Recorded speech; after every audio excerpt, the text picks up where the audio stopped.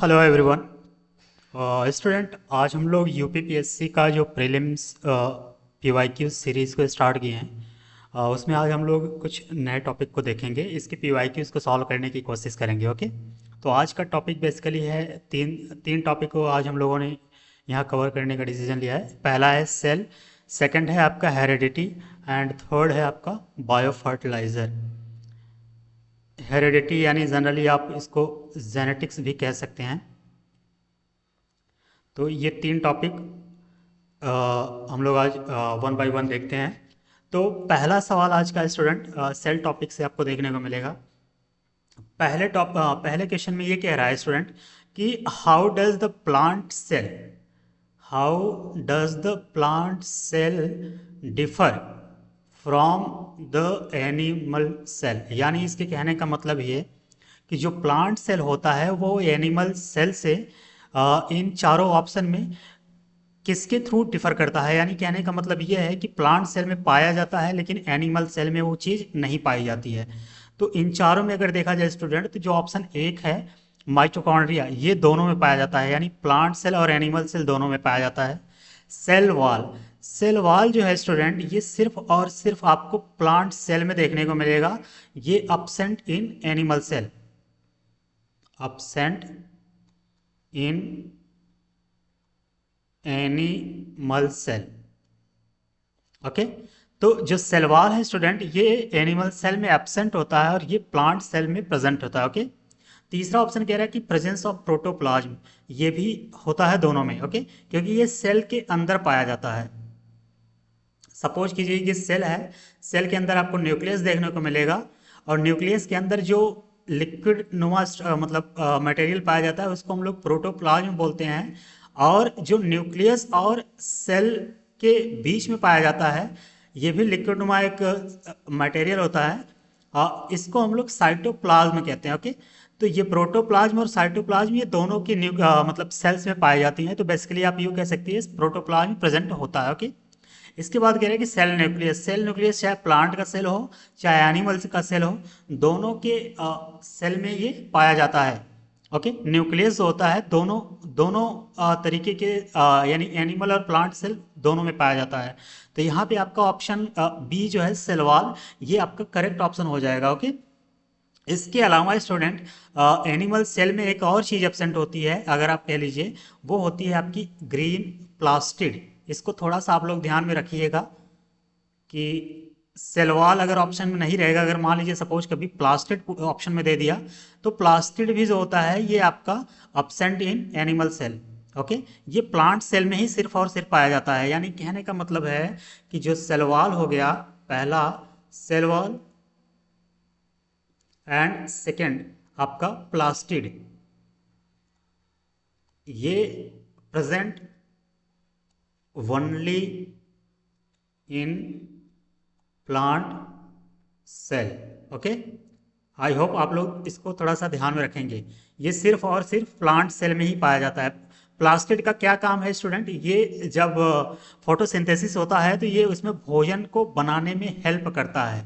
इसका मुख्य काम यही है। जब हम लोग सेल ऑर्गन्स पढ़ेंगे उसमें हम लोग इसको डिटेल में देखेंगे। ये बेसिकली तीन तरीके का होता है, तो वहाँ पे इसको हम लोग देखेंगे। यहाँ पे हम लोग सिर्फ क्वेश्चन को सॉल्व कर रहे हैं। ओके, तो प्लास्टिड और सेल वॉल जो है वो सिर्फ और सिर्फ आपके प्लांट सेल में पाया जाता है।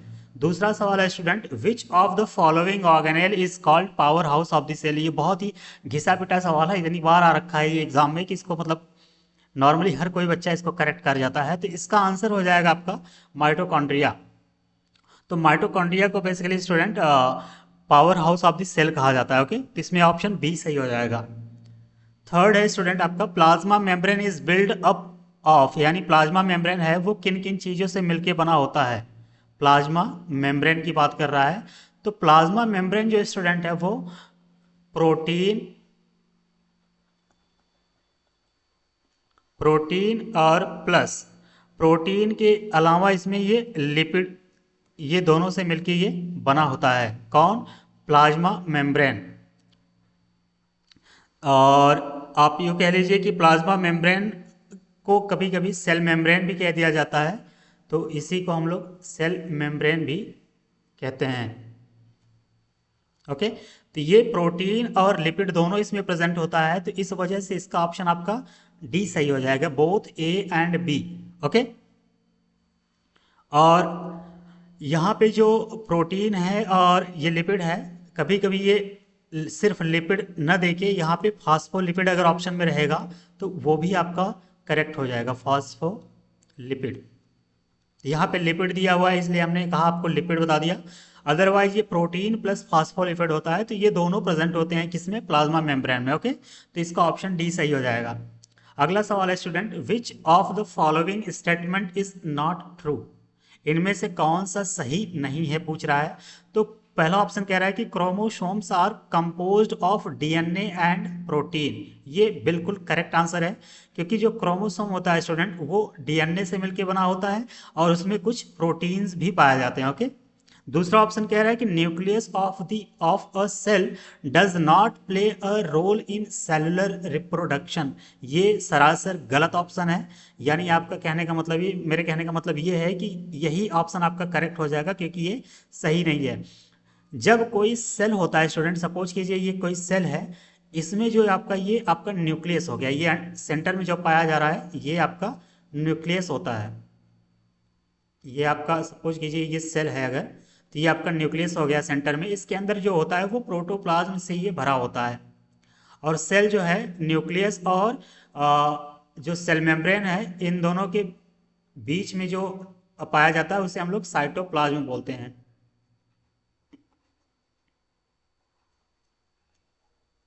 साइटोप्लाज्म। ओके, तो क्या कह रहा है ऑप्शन बी कि nucleus of a cell does not play a role in cellular reproduction. अब ये इसलिए गलत होता है स्टूडेंट कि जब भी कोई सेल होता है, सेल के न्यूक्लियस में ही आपको जेनेटिक मटेरियल देखने को मिलेगा।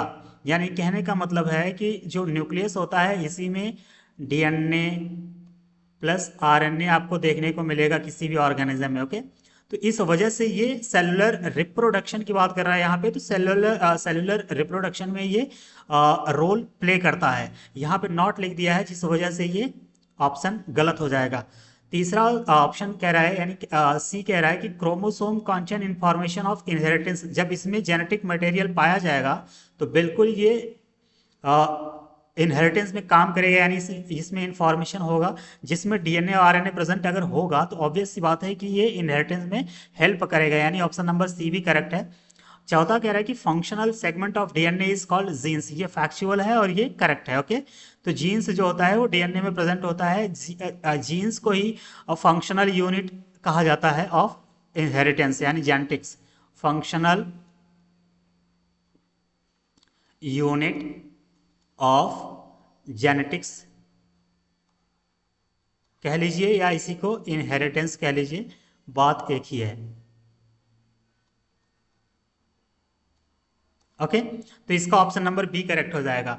अगला सवाल है स्टूडेंट, ये जेनेटिक्स का सवाल है कि the classical Mendel work on his law of inheritance was performed on the organism, यानी इसके कहने का मतलब ये है कि मेंडल साहब जो थे, ग्रेगर जॉन मेंडल, जिन्हें हम लोग फादर ऑफ जेनेटिक्स कहते हैं, इन्होंने कि इन चारों ऑप्शन में से किस पर अपना एक्सपेरिमेंट किया था। ओके, जो इन्होंने एक्सपेरिमेंट किया था इन चारों में, यानी Drosophila, snap dragon, sweet pea and garden pea, तो इसका करेक्ट आंसर हो जाएगा गार्डन पी, क्योंकि जो मेंडल साहब थे वो गार्डन पी पे, यानी जो मटर होता है उस पर अपना एक्सपेरिमेंट किया था। और इन्होंने इस पे एक्सपेरिमेंट करके इसके 7 कैरेक्टर को 7 कैरेक्टर का अध्ययन करके इन्होंने ये 3 तरीके का नियम दिया था। वो तीनों नियम कौन से हैं, 3 लॉज, अगर देखा जाए तो पहला हो जाएगा लॉ ऑफ डोमिनेंस, पहला हो गया लॉ ऑफ डोमिनेंस। सेकंड है आपका लॉ ऑफ सेग्रीगेशन, इसमें डिटेल में जाने की जरूरत नहीं क्योंकि अक्सर यहाँ से सवाल नहीं आता, लेकिन ये 3 लॉज आप लोगों को थोड़ा सा ध्यान में रखना होगा। और थर्ड है आपका लॉ ऑफ इंडिपेंडेंट असॉर्टमेंट, ये 3 तरीके का लॉ इन्होंने इस गार्डन पी पे अध्ययन करके इन्होंने दिया था। किसने दिया था? ग्रेगर जॉन मेंडल साहब थे। ओके, इसका ऑप्शन सी करेक्ट हो जाएगा। अगला सवाल है आपका जीनोम मैपिंग। ये जीनोम मैपिंग रिलेटेड टू, यानी जीनोम मैपिंग जो होता है वो किससे संबंधित होता है? Blood grouping, mapping of genes, mapping of nerves centre, mapping of brain. अब जीनोम से यहाँ से थोड़ा सा आप लोगों को आइडिया लग रहा होगा कि कुछ ना कुछ ये जीन के बारे में बात कर रहा है। ओके, तो अगर यहाँ पे देखिए पहला ऑप्शन कह रहा है कि ब्लड ग्रुपिंग, तो ब्लड ग्रुपिंग और जीन से कुछ संबंध बन नहीं पा रहा है, यानी ये ऑप्शन थोड़ा सा अटपटा सा लग रहा है, इस वजह से ये ऑप्शन आपका रॉन्ग है। ओके, सेकंड कह रहा है कि मैपिंग ऑफ जीन्स, ये कुछ सही सा लग रहा है। ओके, तो ऑप्शन बी ही आपका करेक्ट आंसर है, मैपिंग ऑफ जीन्स, यानी जीनोम मैपिंग जो होता है वो मैपिंग ऑफ जीन से ही रिलेटेड होता है। तीसरा ऑप्शन कह रहा है कि mapping of nerve centre, nerve centre से कोई मतलब ही नहीं है इसका। ओके, क्योंकि यहाँ जीन की बात हो रही है, यहाँ पे नर्व सेंटर की बात हो रही है। चौथा कह रहा है कि मैपिंग ऑफ ब्रेन, ब्रेन से भी कुछ संबंध इसका नजर नहीं आ रहा है, तो इस वजह से ये भी ऑप्शन आपका गलत हो जाएगा। तो इसका करेक्ट आंसर आपका मैपिंग ऑफ जीन्स हो जाएगा। ओके, अगला सवाल है student, change in the base sequence with in a gene, यानी ये एक हिसाब से एक फॉर्मूला समझ लीजिए, मतलब डेफिनेशन समझ लीजिए कि ये change in the base sequence with in a gene, किसी जीन में अगर जो बेस पेयर पाए जाते हैं उनका सीक्वेंस अगर इधर से उधर हो जाए, यानी चेंज हो जाए, तो उसे क्या कहते हैं? तो ये म्यूटेशन का बेसिकली एक डिफिनीशन है, तो इसे म्यूटेशन कहा जाता है। सपोज कीजिए ये कोई डीएनए है। ओके, मान लीजिए एग्जाम्पल के तौर पे हम लोग देखते हैं, यहाँ पे इनके डीएनए के डबल हेलिक्स मॉडल की अभी हम लोग आगे बात करेंगे। ये डीएनए में कुछ ना कुछ बेस पेयर लगे होते हैं, जैसे एडेनिन हो गया, गुआनिन हो गया, साइटोसिन हो गया, थायमिन हो गया, ये सब इसके कुछ बेस पेयर होते हैं। ओके, तो ये बेस पेयर, ये सपोज कीजिए स्टूडेंट, यहाँ पे एडेनिन हो गया, यहाँ पे गुआनिन हो गया, यहाँ पे साइटोसिन हो गया, यहाँ पे थायमिन हो गया।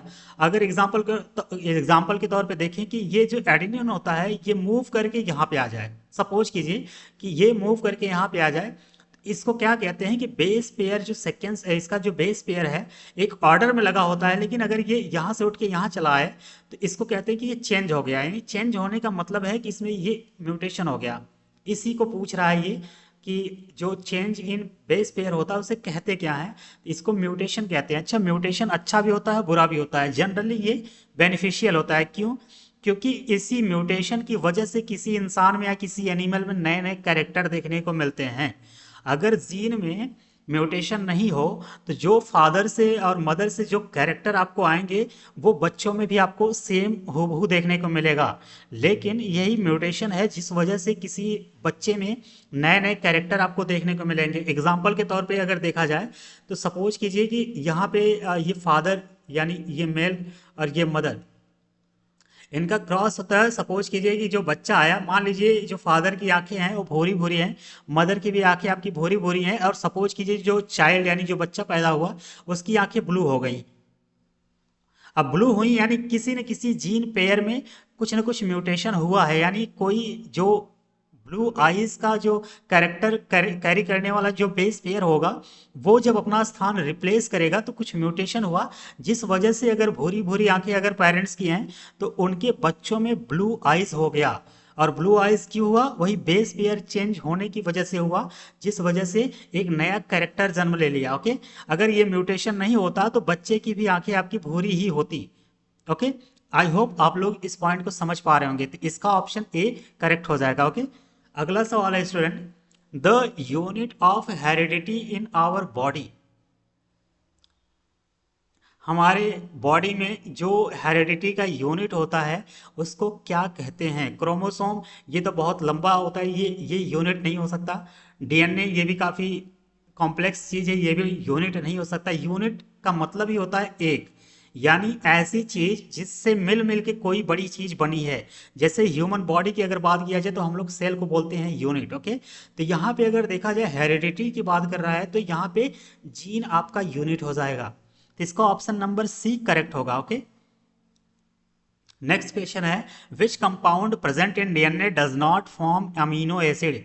इन चारों ऑप्शन में से कह रहा है कि वो कौन सा कंपाउंड है जो डीएनए में प्रेजेंट होता है लेकिन अमीनो एसिड को फॉर्म नहीं करता है। तो ये एडेनिन हो गया, ये प्रेजेंट होता है, गुआनिन भी प्रेजेंट होता है, साइटोसिन भी प्रेजेंट होता है। जो टायरोसिन है स्टूडेंट, ये जो अमीनो एसिड होता है ये ऑलरेडी खुद अमीनो एसिड ही है, तो ये फॉर्म कैसे करेगा? ये अमीनो एसिड होता है। ह्यूमन बॉडी में लगभग लगभग 22 अमीनो एसिड की ज़रूरत होती है। ओके, अमीनो एसिड, माफ कीजिएगा, यहाँ पे 20 अमीनो एसिड के आसपास ये क्या कहते हैं कि ज़रूरत होती है। इसमें से 10 अमीनो एसिड जो होता है स्टूडेंट ये इसेंशियल होता है और 10 नॉन इसेंशियल होता है। यानी मेरे कहने का मतलब है जो इसेंशियल होता है स्टूडेंट उसे हम लोग किसी न किसी रूप में बाहर से लेते हैं। यानी मेरे कहने का मतलब ये है कि जो इसेंशियल चीज़ होती है ये हमें बाहर से एज सप्लीमेंट लेना पड़ता है, एज अ सप्लीमेंट लेना पड़ता है। लेकिन ये जो दूसरा ये 10 नॉन इसेंशियल होते हैं ये हमारी बॉडी खुद बनाती है इसको। यानी नॉन इसेंशियल का मतलब है कि हमारी बॉडी में ये खुद ब खुद बनता है, लेकिन इसेंशियल का मतलब होता है जो हमारी बॉडी में नहीं बनता, इसे हम लोग बाहर से फूड के थ्रू लेते हैं। ओके, तो इसमें जो टायरोसिन होता है स्टूडेंट ये आपके डीएनए में नहीं प्रेजेंट होता। ओके, इस ये अमीनो एसिड खुद है, ये अमीनो एसिड कैसे बनाएगा? तो इसका ऑप्शन नंबर बी करेक्ट हो जाएगा। अगला सवाल है student, the sugar present in DNA, DNA में जो शुगर प्रेजेंट होता है उसको क्या कहते हैं? ग्लूकोज, ये रॉन्ग हो जाएगा। फ्रक्टोज ये फल में पाया जाता है, ये भी गलत हो जाएगा। राइबोज जो होता है स्टूडेंट ये आरएनए में प्रेजेंट होता है न कि डीएनए में। तो बचा एक ऑप्शन डी ऑक्सी राइबोज, ये प्रेजेंट होता है डीएनए में। वही सवाल पूछ रहा है आपसे कि कौन सा शुगर है जो डीएनए में प्रेजेंट होता है। अब इसको अगर आपको ध्यान में नहीं आएगा तो आप और भी ध्यान लगा सकते हैं, जैसे कि डीएनए का अगर फुल फॉर्म आप देखिए तो D oxy ribo nucleic acid, ये इसका फुल फॉर्म है। तो यहाँ सॉरी, जस्ट अ मिनट,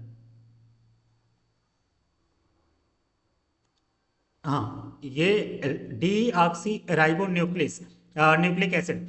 तो यहाँ पे आप देख पा रहे होंगे कि शुरू में ही डी ऑक्सी राइबोस लिखा हुआ है, तो इस वजह से ये जो डीएनए में शुगर प्रेजेंट होता है इसे हम लोग डी ऑक्सी राइबोस कहते हैं। तो ऑप्शन सी इसका करेक्ट हो जाएगा। अगला सवाल है student, who has proposed for the first time double helix model of DNA. ये बहुत बार सवाल पूछ रखा है और अलग अलग एग्जाम में, और ये लगभग ऑलमोस्ट सभी बच्चों को पता भी होता है। तो जो डबल हेलिक्स मॉडल था स्टूडेंट डीएनए का, डबल हेलिक्स मॉडल, इसको सबसे पहले वाटसन एंड क्रिक इन दोनों लोगों ने मिलकर के प्रपोज यानी प्रपोज किया था। कब किया था? ईयर भी इंपॉर्टेंट है, 1953 में। यानी डबल हेलिक्स मॉडल देने वाले दो वैज्ञानिक थे, एक का नाम था वाटसन, सेकंड का नाम था क्रिक। यानी वाटसन और क्रिक ने 1953 में मिलकर के डबल हेलिक्स मॉडल को दिया था। किसके? DNA of DNA. ओके, और इनको नोबेल प्राइज मिला था आगे चल करके 1962 में। किस क्षेत्र में? फिजियोलॉजी कह लीजिए या मेडिसिन कह लीजिए, फिजियोलॉजी या मेडिसिन। जनरली क्या आपको अगर देखा जाए तो नोबेल प्राइज जो होता है वो 6 फील्ड में दिया जाता है। एक हो गया मेडिसिन या फिजियोलॉजी बोलते हैं, फिजिक्स हो गया, केमिस्ट्री हो गया, इकोनॉमी हो गया, और पीस का हो गया एक, और एक हो गया आपका ये कल्चर, जिसमें मतलब दिमाग में नहीं आ रहा है, लेकिन ये एक बचा आपका, वो हो गया आपका लिटरेचर में। ओके, तो 6 फील्ड में नोबेल प्राइज को दिया जाता है, उनमें से एक होता है फिजियोलॉजी या मेडिसिन। एक कभी कभी ये भी सवाल पूछ लिया जाता है कि वाटसन और क्रिक साहब को जब नोबेल प्राइज 1962 में दिया गया था तो इनके साथ एक और साइंटिस्ट थे, उनका नाम क्या था? तो उनका नाम था आपका मॉरिस विल्किंस।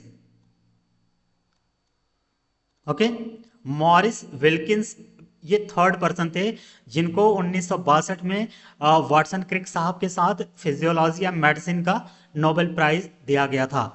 नेक्स्ट सवाल है आपका student, how many chromosomes are there in humans. इंसानों में कितने क्रोमोसोम्स पाए जाते हैं? तो इसका आंसर हो जाएगा या तो 23 पेयर कह लीजिए या 46 क्रोमोसोम। ओके, अब यहाँ पे पहले ऑप्शन में 36 दिया है, रॉन्ग हो जाएगा। सेकंड ऑप्शन इसका करेक्ट हो जाएगा 46। ह्यूमन में 46 क्रोमोसोम्स पाए जाते हैं, यानी 23 पेयर्स पाए जाते हैं।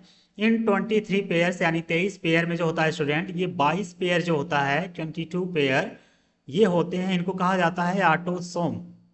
ऑटोसोम, ऑटोसोम का मतलब है ये मेल और फीमेल दोनों में एक समान रूप से पाए जाते हैं, यानी मेल में भी एंड फीमेल में भी, दोनों में ये 22 पेयर जो होते हैं ये समान होते हैं। लेकिन जो 23rd पेयर होता है, 23वां पेयर, ये इसको एलोसोम या इसी को सेक्स क्रोमोसोम कहा जाता है।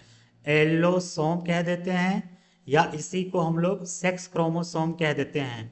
ऐसा क्यों कहते हैं स्टूडेंट? वो इसलिए कहते हैं कि ये यही जो 23वां पेयर होता है यही डिसाइड करता है कि कोई भी लड़का या लड़की जो भी है वो 23rd पेयर की वजह से ही होता है। अब 23rd पेयर अगर फीमेल में देखा जाए, यानी ये महिलाओं में देखा जाए, तो वो यक्स और यक्स होता है। लेकिन अगर वही पुरुष यानी मेल कैंडिडेट में देखा जाए तो वो यक्स और वाई होता है। ओके, तो कभी कभी ये सवाल आता है स्टूडेंट, एग्जाम में पूछ लेता है कि जब कोई बच्चा लड़का होगा या लड़की, उसमें डिटरमाइन करने के लिए यानी उस सेक्स को डिटरमाइन करने के लिए इन दोनों यानी मेल और फीमेल में किसकी वजह से होता है, तो वो मेल की वजह से होता है। क्यों होता है? क्योंकि आप देखिए यहाँ पे फीमेल में जो 23rd पेयर है ये यक्स और यक्स है। तो यहाँ पे मैं आपको एक पेडिग्री बना के दिखा देता हूँ। सपोज कीजिए ये यक्स यक्स फीमेल हो गई और ये यक्स वाई मेल हो गया, यानी ये फीमेल है ये मेल है। अब यक्स यक्स को अगर यहाँ पे सिंगल में देखा जाए तो ये यक्स हो गया, फिर ये यक्स हो गया, यहाँ पे यक्स और वाई हो गया। अगर यक्स का इस मेल वाले यक्स से क्रॉस कराया जाए तो वो लड़की पैदा होगी। अगर इस यक्स का अगर ये मेल के वाई से क्रॉस कराया जाए तो ये यक्स वाई हो गया, यानी ये लड़का पैदा हो जाएगा।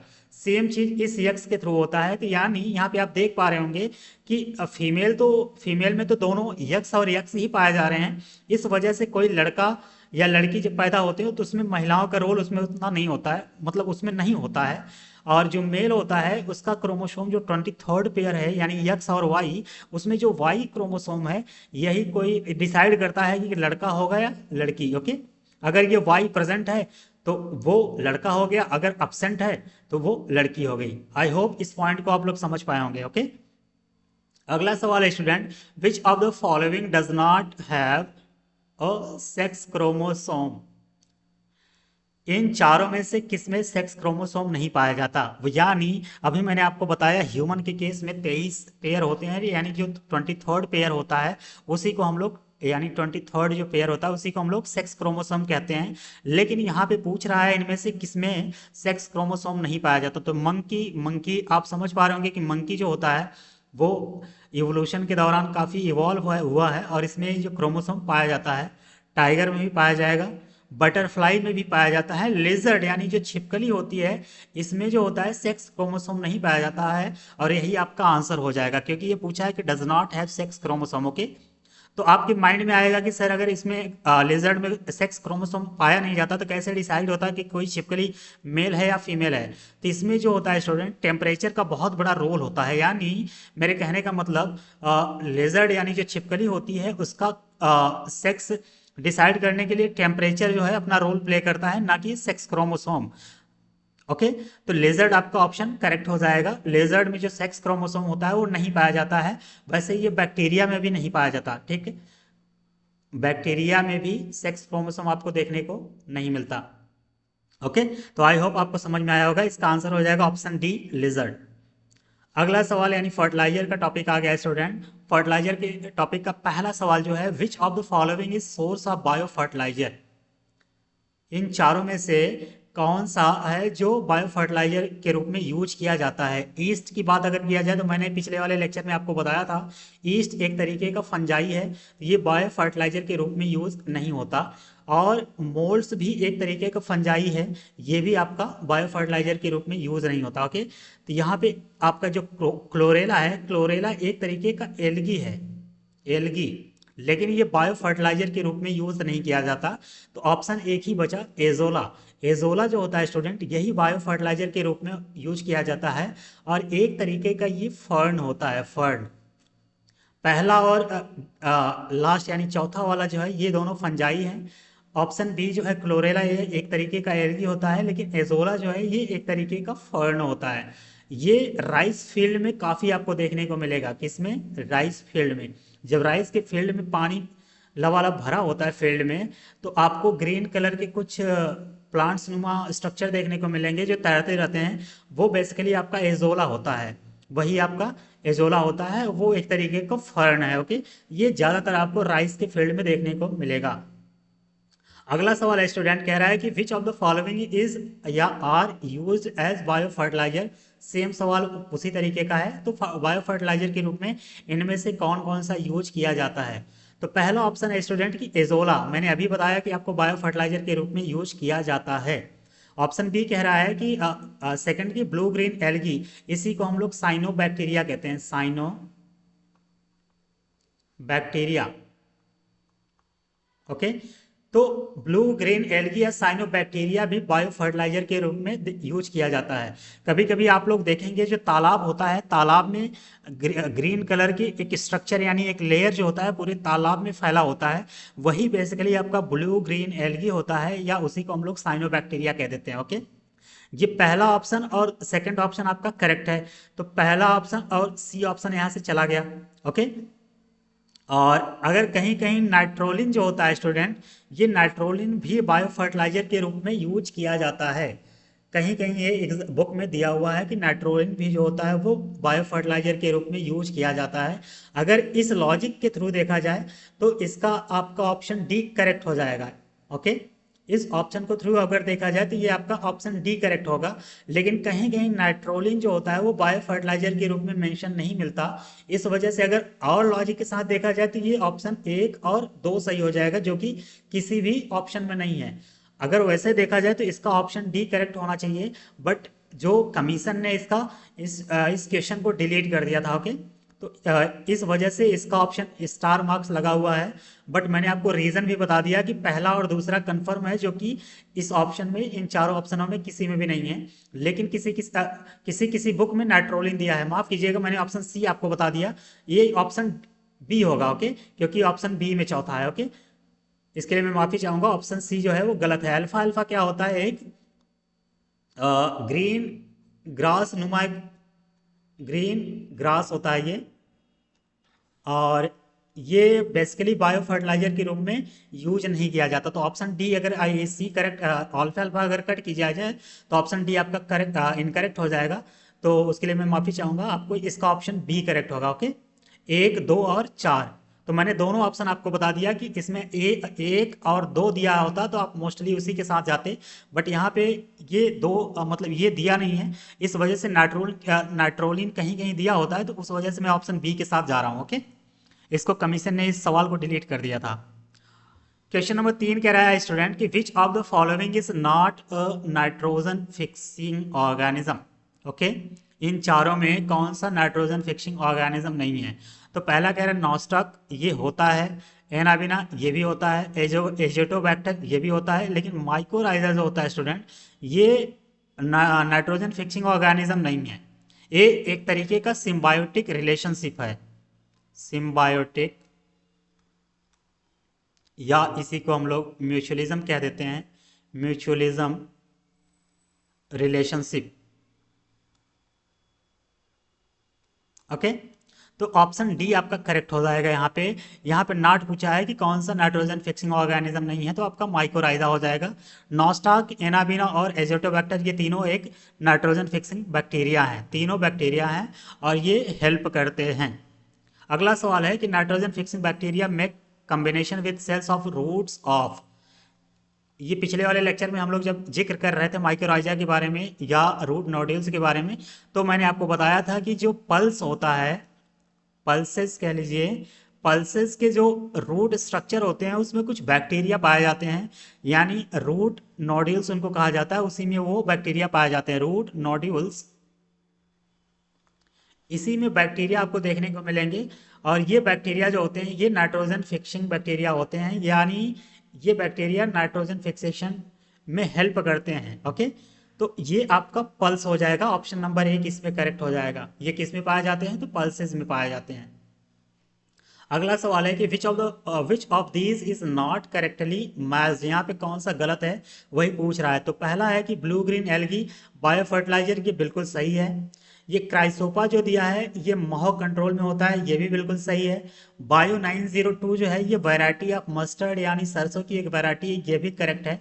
लेकिन एजोटोबैक्टर जो ऑप्शन डी में दिया है ये बायो इंसेक्टिसाइड नहीं है, ये एक तरीके का बायो फर्टिलाइजर है।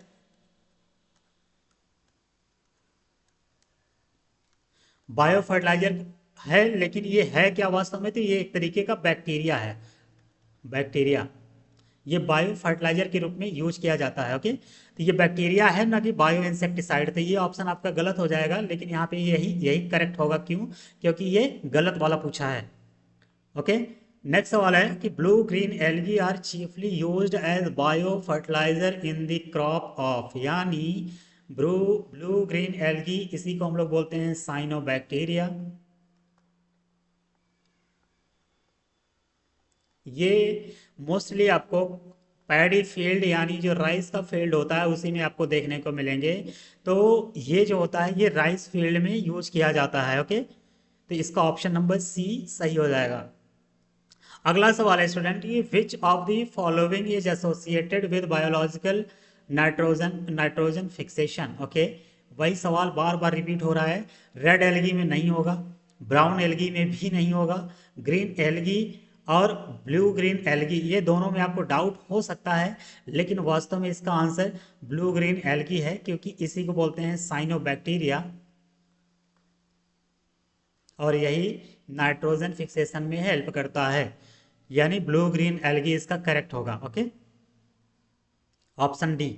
अगला सवाल है स्टूडेंट कि एजोला, एजोला अभी मैंने आपको बताया कि एजोला एक तरीके का क्या है स्टूडेंट, ये एक तरीके का फर्न है। तो सवाल क्या पूछ रहा है कि azolla is often used as bio fertilizer because it is associated with.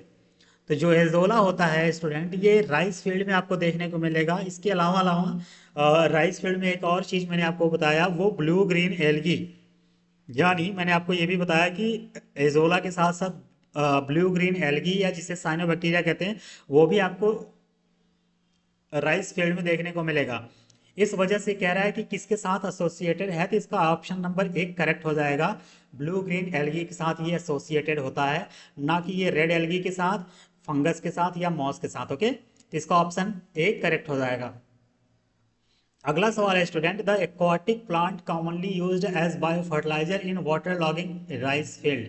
वही सवाल बार बार पूछ रहा है, इसका करेक्ट आंसर एजोला हो जाएगा, ऑप्शन नंबर बी।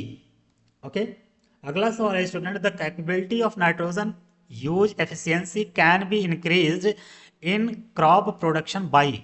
इसमें देखिए पहला ऑप्शन दिया है यूज ऑफ स्प्लिट एप्लीकेशन, ये सही बात है। यूज ऑफ नाइट्रोजन इनहिबिटर, ये भी सही बात है।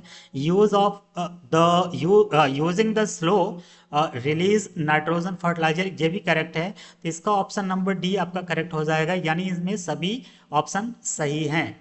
ओके,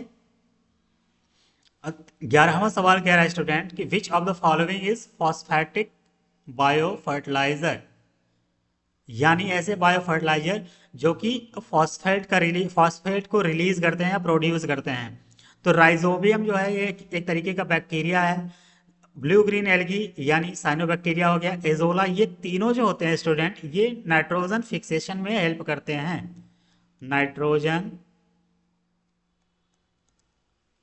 फिक्सेशन में हेल्प करते हैं, लेकिन ये फॉस्फेट को प्रोड्यूस नहीं करते, ये नाइट्रोजन को प्रोड्यूस करते हैं। तो ये तीनों ऑप्शन आपके रॉन्ग हो जाएंगे, ऑप्शन डी करेक्ट हो जाएगा, क्योंकि वैस्कुलर आर्वेस्कुलर माइकोराइजा, इसे शॉर्टकट में वैम बोलते हैं, ये जो होता है स्टूडेंट ये फॉस्फेट को प्रोड्यूस करता है, फॉस्फेट को प्रोड्यूस कह लीजिए या रिलीज करता है। ओके,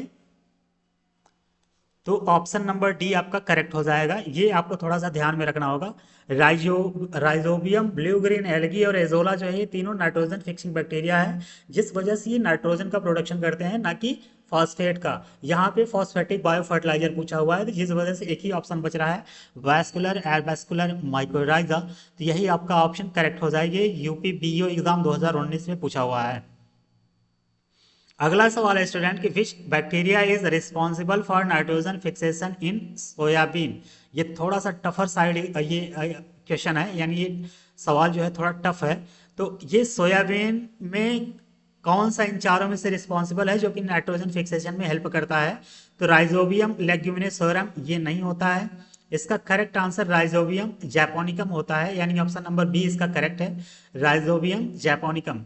राइजोबियम फैजियोलाई ये भी नहीं होता है, और राइजोबियम ट्रेटोलाई ये भी नहीं होता। काफ़ी टफ नाम है इसका, थोड़ा सा आपको समझने में दिक्कत हो सकता है नॉन बायो बैकग्राउंड वालों को, लेकिन इसका करेक्ट आंसर बी हो जाएगा। इसको थोड़ा सा आप ध्यान में रखिएगा। ओके, यानी सोयाबीन में जो नाइट्रोजन फिक्सेशन करता है वो कौन सा है? Rhizobium japonicum. ओके, अगला सवाल है स्टूडेंट कि 2,4-D, 2,4-D एक तरीके का क्या है? ये एक इंसेक्टिसाइड है, या एक एक्सप्लोसिव है, या एक फंजिसाइड है, या एक हर्बिसाइड है? तो स्टूडेंट जो 2,4-D होता है ये एक्सप्लोसिव नहीं होता है, इंसेक्टिसाइड भी नहीं होता है, फंजिसाइड भी नहीं होता है, ये एक तरीके का हर्बिसाइड है। यानी जब कोई फसल या राइस या व्हीट को हम लोग उगाते हैं तो उसमें इसको मिलाकर के छिड़काव कर देते हैं, जिसके साथ जो हर्बिसाइड हर्ब जो गेहूं के साथ मतलब उगते हैं राइस के साथ, वो उसको नुकसान न पहुंचाएं। इस वजह से इसको मिला के जब उसमें फैलते हैं तो जो भी हर मतलब हर्ब्स उसमें उगते हैं उनको ये डैमेज कर देता है, जिस वजह से प्रॉपर तरीके से गेहूं या चावल ग्रो करते हैं। तो एक तरीके का ये हर्बिसाइड है। ओके, तो स्टूडेंट आज हम लोगों ने 26 क्वेश्चन टोटल देखे, जो कि इन 3 टॉपिक से पूछे गए हैं यूपीपीएससी द्वारा पिछले कई सालों में। और आई होप इसमें आप सभी को समझने में कोई दिक्कत नहीं आया होगा। अगर किसी को कोई भी सवाल डाउटफुल या मतलब समझने में दिक्कत आएगा तो वो कमेंट सेक्शन में जाके कमेंट ज़रूर करेगा प्लीज़, और मैं कमेंट देखूंगा तो उसको ज़रूर रिप्लाई करूंगा। ओके, तो स्टूडेंट आज की टॉपिक यहीं पे समाप्त करते हैं, और अगले लेक्चर में आप एक नए टॉपिक के साथ हम लोग फिर मिलेंगे। तब तक के लिए आप सभी को thank you so much. Okay.